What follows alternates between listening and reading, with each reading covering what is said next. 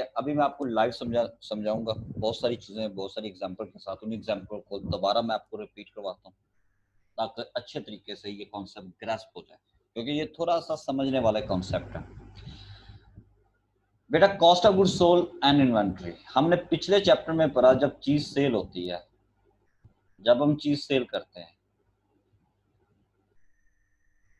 तो वो सीजीएस में कन्वर्ट होती है।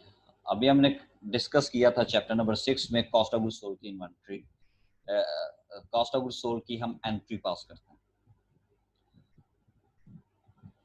जो चीज सेल हो जाती है वो कॉस्ट ऑफ गुड्स सोल्ड का हिस्सा बन जाती है, जो सेल नहीं होती वो स्टॉक का हिस्सा बन जाती है, उसे इन्वेंट्री कहते हैं। कॉस्ट ऑफ गुड्स सोल्ड और एंड इन्वेंट्री, इसलिए इस चैप्टर का नाम है।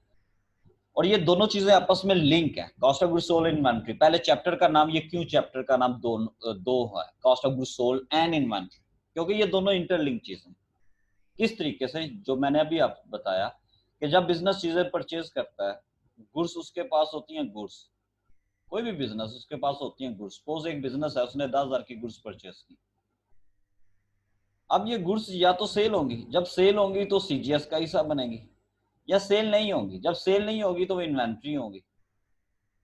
तो दोनों ये अल्फाज मुतजाद है ना, जिस तरह सेल, सीजीएस का मतलब है सोल्ड और इन्वेंट्री का मतलब है नॉट सोल्ड, तो इसका मतलब है ये रेसिप्रोकल आइटम्स है।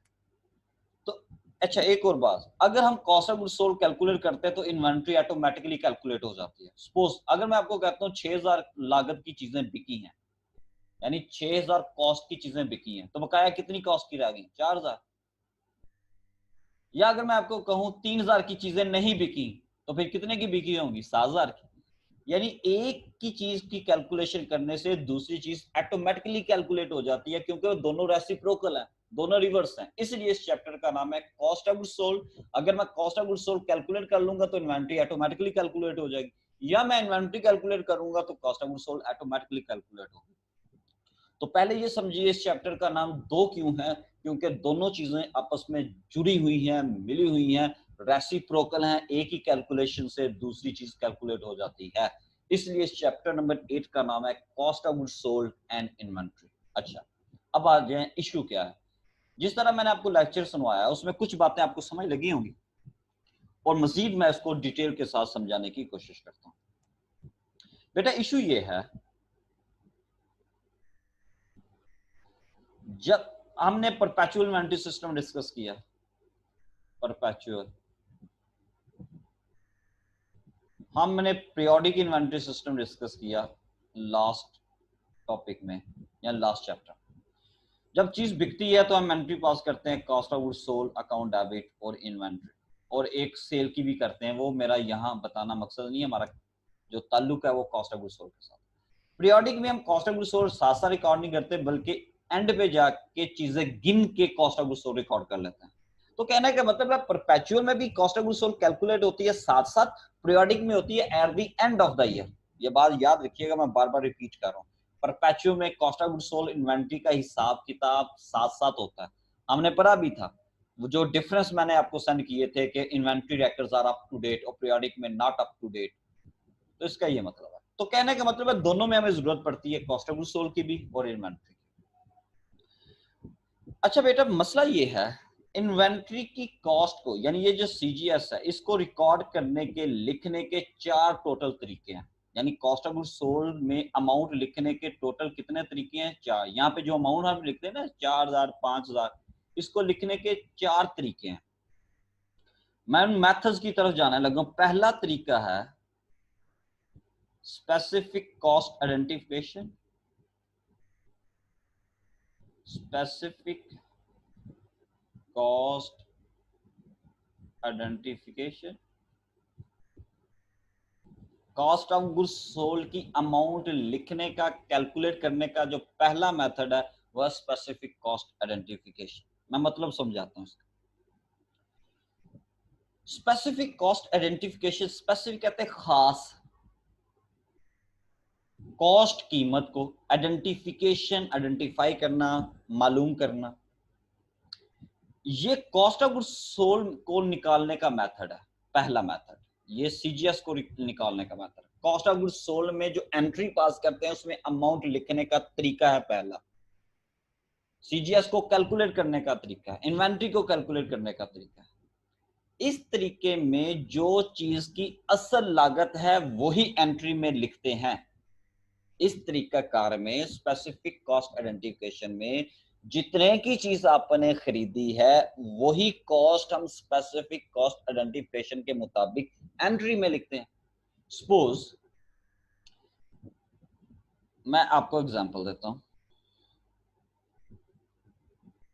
सपोज आपने एक एलईडी परचेज की, एक टेलीविजन परचेज किया 30,000 का, ये परचेज,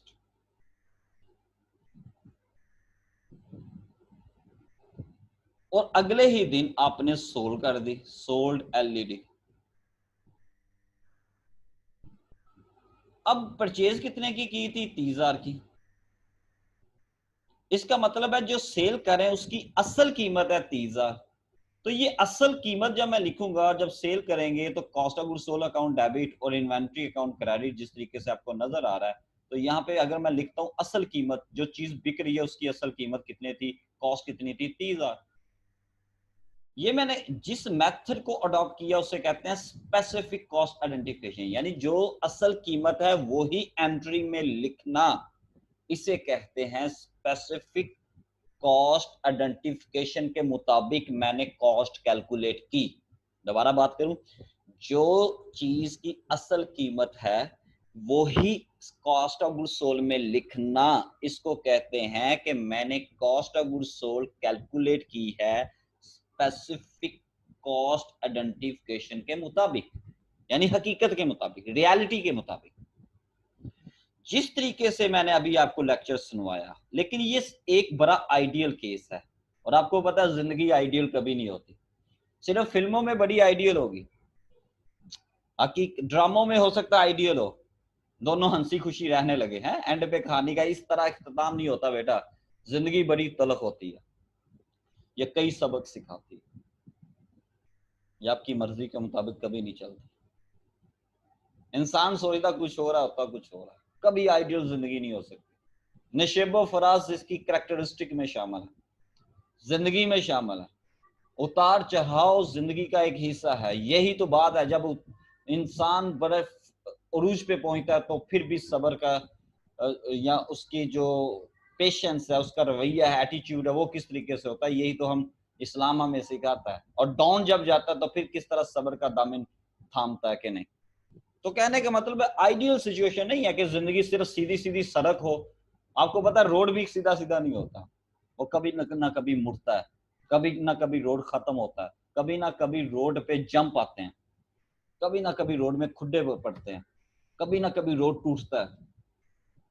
तो आइडियल सिचुएशन कभी नहीं होती। ये जो मैंने आपको सिखाया पहला method cost of goods sold calculate करने का, जो जितनी जिस चीज की कॉस्ट है वही सीजीएस में लिखना, सीधा सीधा मेथड है। जो चीज बेचने है उसकी असल कीमत क्या थी वो एंट्री में लिख दो, वो सीजीएस में लिख दो, तो वो कॉस्ट ऑफ गुड्स सोल्ड की कैलकुलेशन हो जाएगी। ये मेथड कहलाता है स्पेसिफिक कॉस्ट आइडेंटिफिकेशन। मैंने कहा बेटा हकीकत में इतनी आसान नहीं होती। जिस तरह मैंने आपको लेक्चर सुनवाया, मैं यहाँ पे एक एग्जांपल लिखने लगा एक साइड में। जिस तरह मैंने आपको एक एग्जांपल में दी, आपको कोयले की एग्जांपल दी थी, मैं दोबारा समझाता हूँ हकीकत क्यों इतनी सीधी नहीं होती। सपोज एक कोल डीलर है, कोयला बेचता है।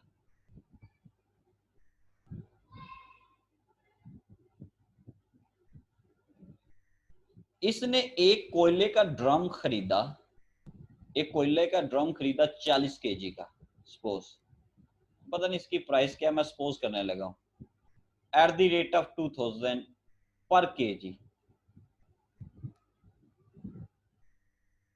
2000 पर केजी के हिसाब से, यानी 2000 टोटल नहीं, 1 केजी 2000 का, और 40 केजी इसने परचेज किया। दूसरी, अच्छा इसने जब परचेज किया तो वो ड्रम एक कमरे में उंडेल दिया, उल्टा उल्टा कर दिया, एक यानी कमरे में ड्रम जो है वो उंडेल दिया, रख दिया। अब आगे देखें, जनवरी 2 को जाके या जनवरी 10 को 12 को जाके इसने दोबारा 40 केजी का एक और ड्रम परचेज किया, लेकिन थोड़ा सा महंगा ड्रम मिला, 2100 पर केजी के हिसाब से अब ड्रम उसे मिला, क्योंकि इन्फ्लेशन है। तीसरा ड्रम उसने परचेज किया फरवरी को जाके 50 केजी के हिसाब से। मैं बताने लगूं, जिंदगी इतनी आसान नहीं होती जितनी समझी जाती है बिजनेस में भी, बड़ा गौर से सुनिए। और अब 2200 का मिला उसे, ये उसने परचेज की, 3 परचेजेस की। इसके बाद उस एक गाहक आया, उसने कहा जनाब 20 किलो कोयल मुझे दे दें, कोयला मुझे 20 किलो दे दें। अब तीनों ड्रम हमने एक ही जगह पे उंडेल दिए, याद रहे। जाहिर है अब ऐसा तो नहीं कर सकते जो ही ड्रम परचेज करते हो लदा लदा रखते जाए, लदा लदा रखते जाए, तो कितने बिजनेस आपको गोदाम भरा चाहिए। तो बिजनेस आपस में मिक्स कर देते हैं चीजें, क्योंकि उनमें इतना फर्क, क्वालिटी में अगर फर्क नहीं है, मतलब एक जैसा है, वैसे ही रेट जरा बढ़ गया। हाँ, अगर क्वालिटी में फर्क नहीं है तो वो मिक्स कर देते हैं, कोई मसला नहीं। सपोज मार्च में जाके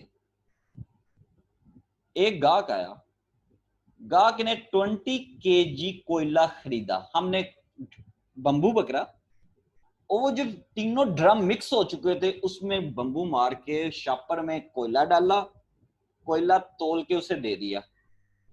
अब कोयला तो दे दिया, और साथ ही हमने कहा चूंकि हम एंट्री भी पास करते हैं तो cost of goods sold account debit और इन्वेंट्री अकाउंट क्रेडिट, ये हमने एंट्री पास कर दी, और एक सेल की भी, वो लहदा सी बात है, वो सेल की अभी मैं नहीं पास करवा रहा, अभी कॉस्ट का कैलकुलेशन किस तरीके से। अब मेरी बात सुने बेटा, स्पेसिफिक कॉस्ट आइडेंटिफिकेशन कहता है जो चीज की असल कीमत है वो ही लिखो।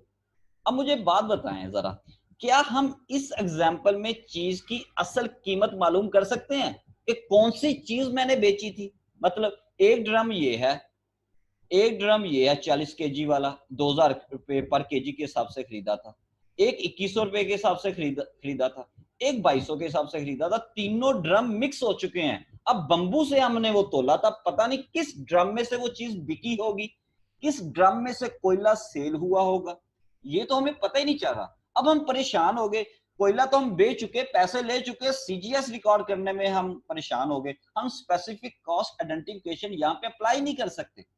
स्पेसिफिक कॉस्ट आइडेंटिफिकेशन कहता है कि जो चीज की असल कीमत है वो तो हमें पता ही नहीं है, किस ड्रम में से हमने कोयला बेचा, क्या 2000 वाले के हिसाब से हमने कोयला बेचा, क्या 2100 रुपए के हिसाब वाले ड्रम में से कोयला बेचा, या वो ड्रम में से कोयला बेचा जो 2200 पर केजी के हिसाब से हमने परचेज किया था। वो तो तीनों ड्रम में से जो कोयला था, तीनों ड्रम में से वो मिक्स है, चीजें होमोजीनियस हैं। होमोजीनियस का ये मतलब है जिसकी शक्ल एक जैसी है, जिसकी साख्त एक जैसी है, वो होमोजीनियस है। कोयला होमोजीनियस है, मतलब उनकी शक्ल एक जैसी है ना। हम किस तरह, मॉडल नंबर तो उस पर नहीं लिखा इस कोयले का मॉडल नंबर ये है, दूसरे कोयले का जो ड्रम है उसका मॉडल नंबर 555 है, ऐसा तो नहीं है। तो चीजें होमोजीनियस हैं, शक्ल एक जैसी है, उनकी साख्त एक जैसी है, कैरेक्टरिस्टिक एक जैसी है, वो भी जलता है वो भी जलता है, साइज एक जैसा है उनका। तो फिर हमने कौन सी चीज बेची होगी, उसकी कीमत, जो चीज बेची होगी उसकी अपनी लागत क्या है, क्या वो 2000 पर केजी के हिसाब से है, क्या वो 2100 पर केजी के हिसाब से है, या 2200 पर केजी के हिसाब से है। मसला ये है, इसको मैंने अभी जो रिकॉर्डेड लेक्चर आपको सुनाया था उसमें भी मैंने ये बताया था। इसका मतलब है अब रियलिटी छुप चुकी है, हकीकत सामने नजर नहीं आ रही, मतलब कौन सी चीज बिकी है। तो हम स्पेसिफिक कॉस्ट आइडेंटिफिकेशन अप्लाई नहीं कर सकते। कॉस्ट ऑफ गुड्स सोल्ड में अमाउंट भी लिखनी है, अब अमाउंट क्या लिखें, परेशान हो गए। तो फिर इसके लिए अजम्पशंस आई मार्ज वजूद में। अजम्पशंस क्या है, मैं जरा लिख लूं। फिर दूसरा मेथड कॉस्ट को कैलकुलेट करने का आया, कॉस्ट फ्लो अजम्पशंस। पहले मैं आपको बता दूं, कॉस्ट फ्लो अजम्पशंस। अजम्पशंस कहते हैं मफरूजा।